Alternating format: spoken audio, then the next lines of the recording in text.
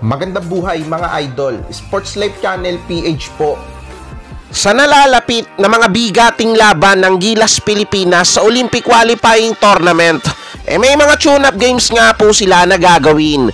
Una na dyan, ang magiging friendly game nila kontra sa Taiwan Mustangs. Sa isang pambihirang pagkakataon, itong mga taga-Taiwan nga po ang magsisilbing pampainit ng Gilas bago sila tuluyang lumipad papunta sa Europa. Hindi rin naman magiging biro yung daladalang roster ng kupunan ng Taiwan Mustangs. Balita rin na tatlong mga bigating NBA players na mga veterano ang maglalaro dito. Kaso nga lang, wala pang kasiguraduhan kung makakahabol yung mga nasabing veteranong NBA players na yon sa magiging friendly game nila kontra nga sa Gilas.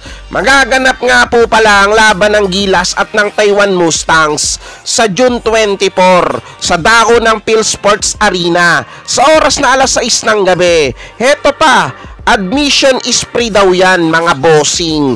Kaya kung balak nyong manood sa mismong venue, mas maaga dapat kayong pumunta. Nga pala, ito nga pala ang bagong mukha ng ating Gilas Pilipinas na sasabak sa Olympic Qualifying Tournament sa Latvia. Nakapasok sa final 12-man lineup ng Gilas sila Calvin Optana, Carl Tamayo, CJ Perez, Chris Newsam, si Dwight Ramos, si Japet Aguilar, si Junmar Pajardo, ang ating magiging naturalized player na si Kabayan Justin Brownlee. Nandun din si Guy Soto at yung mga bagito na sila Kevin Kiambao at si Mason Amos. Syempre hindi mawawala si Scotty Thompson. Napakasolido na rin ang lineup na yan.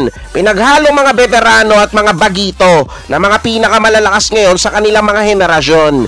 Ayan, sigurado mapupuyat na naman tayo sa mga laban ng Gilas. Ang dalangin lang natin sana kahit dadaan tayo sa butas ng karayom sa paparating na Olympic Qualifying Tournament, sana naman makasilat ang ating Gilas Pilipinas.